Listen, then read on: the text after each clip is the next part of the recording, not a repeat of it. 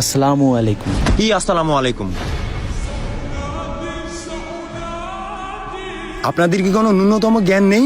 সময় নেই, অসময় নেই, এসে বিরক্ত করতেছেন। আমার মনে হয় আপনারা সবচাইতে ফালতু লোক। গিয়ে কোনো কাজ কাম খুঁজেন। আসছে সালাম দিতে। আসসালামু আলাইকুম। এখনো নির্লজ্জের মতো দাঁড়ায় আছেন কেন? যান। ইন্নাল্লাহা মাস সাবিরিন, ইন্নাল্লাহা মাস সাবিরিন, ইন্নাল্লাহা মাস সাবিরিন।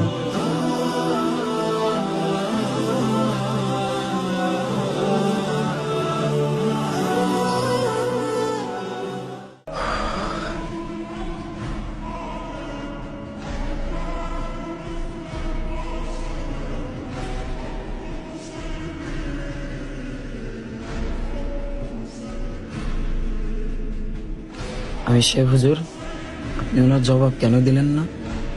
আপনার বলার দরকার ছিল তাবলিগ কোনো ফালতু লোকের কাজ না। সারা দেশে আপনার 10টা রেস্টুরেন্ট আছে, 20 বিঘা জমির উপরে আপনার একটা ফ্যাক্টরি আছে, এছাড়াও আপনার প্রপার বিজনেস আছে। সেলিম ভাইয়ের কথাই বলতেন, উনি তো একজন MBBS ডাক্তার। বললে উনি হয়তো বুঝতে পারতো তাবলিগ কোনোভাবেই ফালতু লোকের কাজ না। নাহিদ ভাই, আমি যদি তাকে টাকা দিয়ে ইমপ্রেস করতে চাইতাম, তাহলে হয়তো তার ভিতরে আল্লাহর দিন পৌঁছাইতো না, বা দিনের ভালোবাসা ঢুকতো না। আর আমি টাকা দিয়েই বা কেন তাকে ইমপ্রেস করব, যে জিনিস এই দুনিয়াতে সীমাবদ্ধ। সে আমাকে ধাক্কা দিয়েছে, ছোট বড় কথা শুনিয়েছে, আমি কিন্তু ধৈর্য ধারণ করেছি, শুধুমাত্র আল্লাহর জন্য, আল্লাহর খুশির জন্য।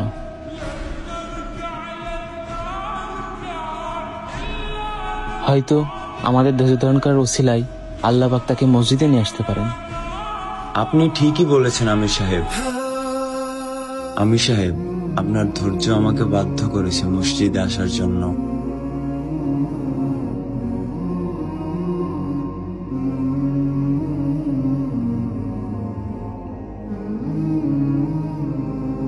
আমির সাহেব, আপনিও আমাকে ধাক্কা মারতে পারতেন, ছোট বড় কথা শোনাতে পারতেন, কিন্তু আপনি তা করেননি।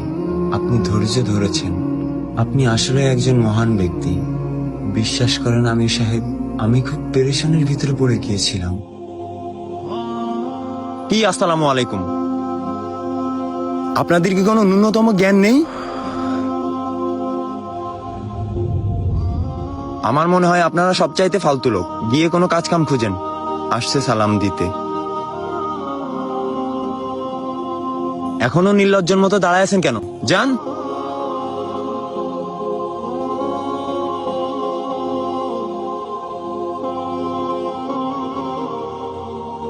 তারপর থেকে আমি আপনাদেরকে খুঁজতে থাকি, আর খুঁজতে খুঁজতে মসজিদে চলে আসি।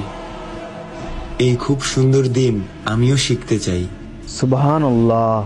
সুবহানাল্লাহ। चल दीन की तबलीग में चलने का मजा देख, अल्लाह के रास्ते में निकलने का मजा देख, चल दीन की तबलीग में चलने का मजा देख।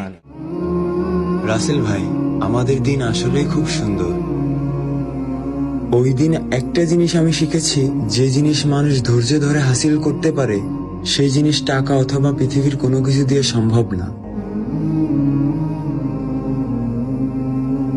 কোরআনে অনেকবারই বলা হয়েছে ধৈর্য ধারণ করার কথা। তাই কেউ যদি আপনাকে অপমান করে, ধৈর্য ধরুন। কেউ যদি আপনার গায়ে হাত তুলে, ধৈর্য ধরুন। কেউ যদি আপনার অসহায়ত্বের সুযোগ নেয়, ধৈর্য ধরুন। দিন শেষে আল্লাহ একজন আছেন।